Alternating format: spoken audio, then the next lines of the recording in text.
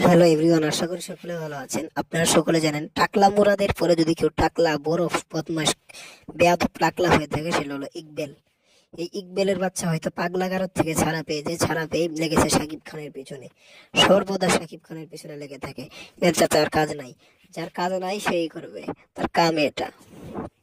এই লোকটা যে একেবারে ফেতনাবাজ, চাপাবাজ, বাটপার, দেশের শত্রু, তার নামে যে মামলা এসেছিল তাকে কেন গ্রেফতার করা হয়নি?